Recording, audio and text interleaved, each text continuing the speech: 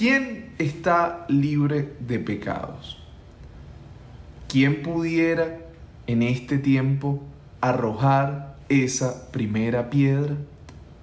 Bien, estamos en un momento de la vida donde prevalecen los linchamientos públicos, especialmente en redes sociales, donde cualquiera se vuelve a la velocidad del rayo en un verdugo y condena, lapida, liquida, cancela.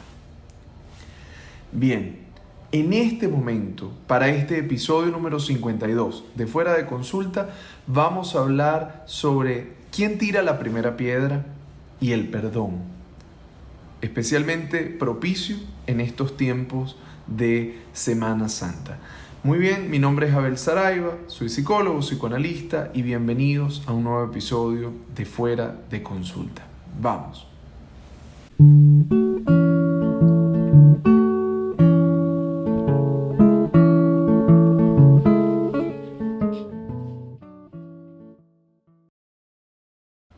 Tal como anunciaba,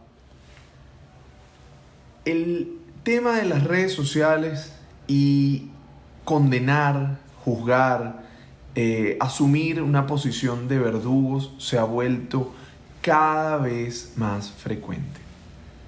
Es difícil seguirle la pista a qué fue lo que inició el conflicto. Y no quiero entrar en detalle de situaciones individuales, porque es que además cada día que pasa alguien nuevo mete la pata. Alguien dice una barbaridad, juzga a otro, luego la pelota se le devuelve, le atacan por una u otra razón y todo esto nos lleva a pensar en un elemento que es central y tiene que ver con la capacidad que como seres humanos tenemos de cometer errores y que esa capacidad que es casi ilimitada también nos sitúa frente a un tema central sobre el que estuve preguntándoles en mis redes sociales. El perdón. ¿Cuál es nuestra capacidad de perdonar? Dicho de otra manera, ¿cuál es nuestra capacidad de aceptar las equivocaciones de otros? Y sin perder mucho tiempo voy a entrar en materia. Partiendo de la idea que todos estamos sujetos a cometer errores, a meter la pata, a actuar de manera inconsistente, ¿sí? Especialmente frente a lo que creemos y hacemos, decimos y actuamos. Ahora, como lo decía, partiendo sobre esta base, sorprende que se nos haga tan difícil aceptar que además de nosotros, otros pueden equivocarse. No quiero decir con esto que cada uno de nosotros no sea responsable de sus acciones.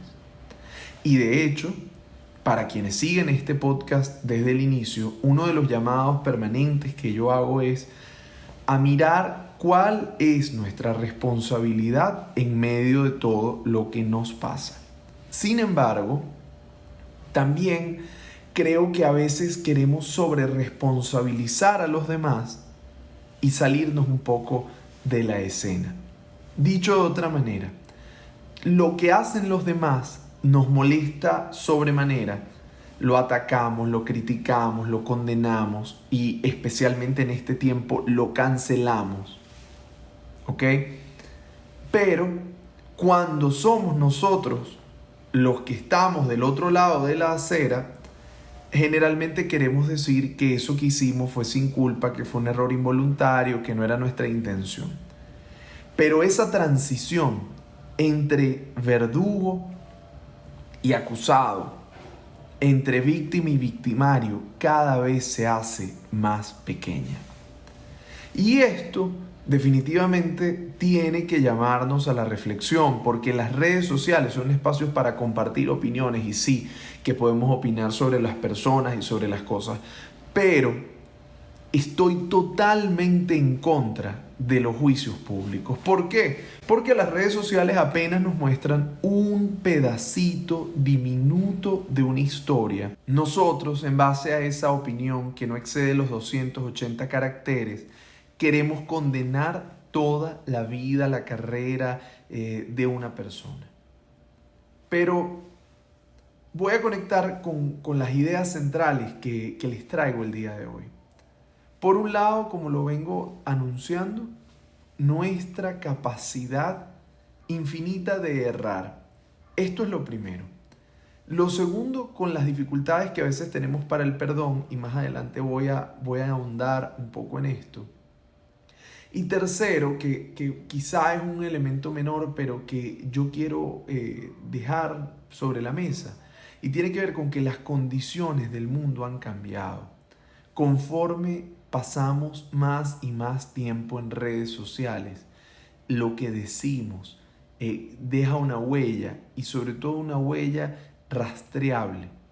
Porque no es lo mismo haber soltado una opinión desafortunada en una conversación con tus amigos, y unas copas, una comida o lo que sea, que soltar un tweet, un video, un post desafortunado. ¿Por qué? Porque entre tus amigos esa opinión probablemente se diluye entre muchas otras, pero en redes sociales se puede viralizar y puede que ese comentario que dijiste hace un tiempo te persiga por mucho más. Entonces, tienes y tenemos todos la responsabilidad de hacernos conscientes que en la medida en que tomamos un micrófono, que nos damos a la tarea de expresarnos, de escribir, de pronunciarnos, nuestras opiniones van a pasarnos factura. Ahora, volviendo al eje de este episodio, quiero reflexionar sobre la idea del perdón. ¿Por qué? Porque nos cuesta mucho aceptar las equivocaciones de los demás. Y ojo que a veces también es muy difícil aceptar las propias. Sin embargo, estas van a ocurrir. De hecho, me atrevería a decir que van a ocurrir como una constante. Pero, frente a esto, bueno, ¿qué implica el perdón? Y no me quiero conectar con una dimensión bueno, cuando yo perdono porque yo soy bueno y los demás no lo son. No, no, no. Cuando hablo de perdón, en el fondo, y es algo que he estado reflexionando en los últimos días, sobre todo estoy hablando de aceptación. Pero, ¿qué tipo de aceptación? Bueno, la aceptación de las circunstancias que llevaron a un determinado hecho que pudo habernos causado daño. Primero, como lo decía, aceptar eso que pasó. Es decir, mira, esto es lo que ocurrió y bueno, yo no lo puedo negar. En segundo lugar, poder tratar, o mejor dicho, de entender qué fue lo que dio lugar a que esto pasara. Es decir, cuáles fueron las circunstancias, porque alguien puede habernos hecho daño, pero ese hacernos daño de pronto está relacionado más bien con, con un conjunto de cosas que le pasaron a esa persona, lo que vivió, lo que X, miles de razones que pueden justificar o explicar un hecho. Y luego, nosotros creo que en ese proceso de perdonar, en ese proceso de aceptar, pasamos por una etapa, donde efectivamente ponemos en negociación lo que nos pasó, la situación, lo que dio lugar a esto, y llegamos justamente al punto que implica decir, bueno, a pesar de que esto ha ocurrido, yo estoy dispuesto a continuar mi vida. Yo estoy dispuesto a no seguirle abonando, a no seguir cultivando el afecto de la rabia, de la tristeza o lo que sea, que me mantiene unido a ese evento. Es decir, en el punto en el que yo entiendo y me coloco en ese lugar de entender lo que pasó o de aceptar que no puedo entenderlo, porque hay veces en las que nos suceden cosas tan terribles que no las podemos entender, y eso también se vale. Pero llega un momento en el que decimos, ok, yo no le pongo más energía a esto, yo voy a continuar con mi vida. Y esto puede implicar en determinado momento perdonar a alguien que nos ha hecho daño y decir, mira, sí, yo entiendo lo que pasó, entiendo lo que llevó a esto y yo voy a continuar con mi vida sin alimentar más rabia, más rencor, más tristeza. Pero también nos puede pasar que nos toque perdonarnos a nosotros mismos. Y esto a veces es mucho más duro. ¿Por qué no hice esto? ¿Por qué no hice esto otro? Yo debía haber dicho, yo debía haber hecho, yo. Cuando entendemos que hicimos lo que pudimos. Ni siquiera me quiero atrever a decir hicimos lo mejor que pudimos. Porque hay veces que no hacemos lo mejor que podíamos hacer, sino hicimos lo que nos salió en un determinado momento. Ahora, poder decir, vamos a continuar, y por esto quiero marcar la diferencia que para mí perdón tiene mucho que ver con aceptación y no tiene que ver con reset, con volver a comenzar, con borrón y cuenta nueva. A veces perdonamos a alguien o nos perdonamos a nosotros mismos frente a algo que pasó o nos perdona a alguien. Y esto no quiere decir que la vida sigue como si nada. Porque una vez que hemos hecho daño o nos han hecho daño, no somos los mismos. Cambiamos. Algunas personas tienen la capacidad de aprender del dolor, sobreponerse a él y continuar con sus vidas. Este tipo de personas que consiguen salir adelante, bueno, magníficos, son personas que tienen una gran oportunidad de crecimiento. Pero no todo el mundo consigue esto y sobre todo no todo el mundo consigue esto de manera rápida. Y esto nos lleva a pensar que bueno, que ciertamente podemos aceptar y podemos decir vamos a continuar con nuestras vidas, pero que la amistad, la confianza o lo que sea que había entre nosotros previamente no sea igual. ¿Quiere decir esto que no pudiera llegar a ser mejor? Bueno, ¿por qué no? También ese tipo de cosas se vale y pueden pasar. Pero lo que necesariamente tenemos que reconocer es que luego del perdón, luego de que yo digo, ok, vamos a hacer una pausa acá, vamos a aceptar y vamos a continuar. Si yo quiero un cambio o quiero volver a algo parecido o quiero generar nuevas condiciones, para eso voy a tener que trabajar. Es decir, voy a tener que esforzarme, voy a tener que hacer, que demostrar con mis acciones que mis intenciones están alineadas. Por eso es tan difícil perdonar. Porque cuando hablamos de ese perdón profundo, implica ponernos en el lugar del otro, implica ponernos en reconocer lo que realmente sentimos, lo que pasó y seguir adelante. Perdón no es olvido, aunque en nuestra práctica cotidiana sea muchas veces lo que buscamos. Cuando le pedimos a alguien que nos perdone por un error que cometimos, muchas veces lo que queremos es que esa persona deje atrás ese daño que le hicimos y continuemos como si nada. Pero esto, mis amigos que escuchan fuera de consulta, no es posible. Cuando metemos la pata, esa otra persona puede decidir continuar en esa relación con nosotros, de pareja, de amistad, de lo que sea, pero nunca volverá a ser el mismo o la misma. Dependerá de nosotros qué tipo de relación queda o se construye a partir de allí. De manera tal que lo que determina la efectividad del perdón tiene que ver con las acciones que siguen después. Acciones que dependen en buena medida de quien está aspirando a obtener ese perdón, o bueno, también la responsabilidad de quien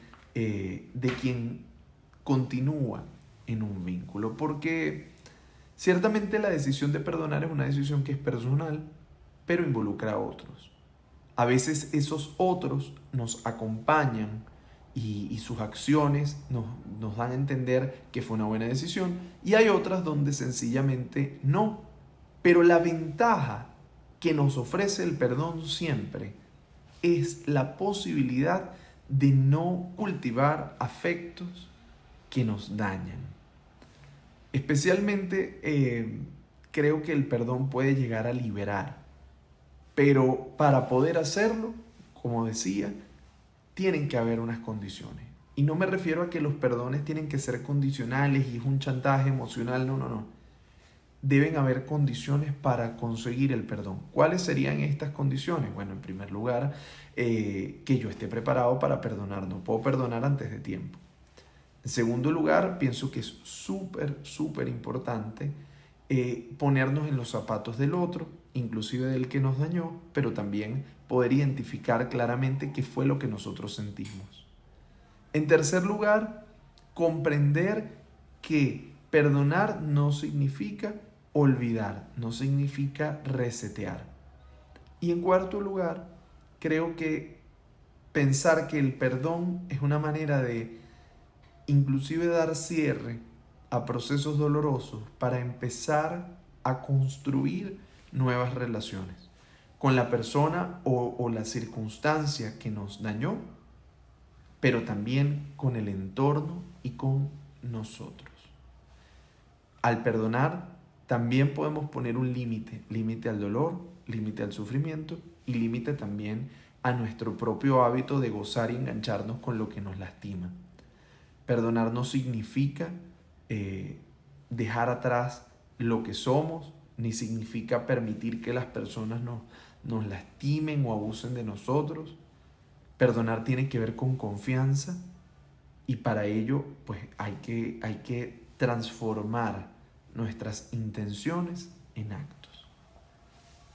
En el momento que se está grabando este episodio estamos en plena Semana Santa y por eso además pensé que fue oportuno retomar la idea de quien esté libre de pecado que tire la primera piedra.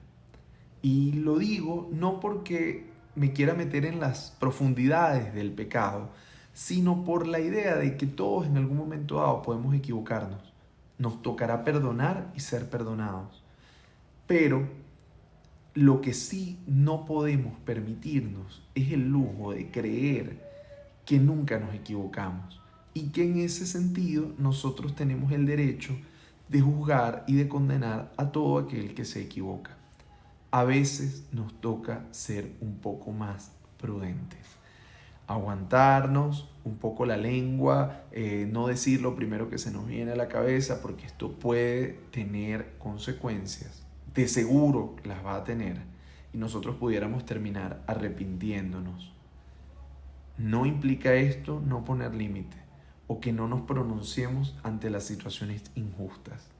Pero creo que valdría muchísimo la pena que reflexionemos sobre lo que nos enseñan las situaciones, que busquemos generar condiciones para que no se repitan, en lugar de querer crucificar a todo aquel que se equivoca o piensa distinto a nosotros.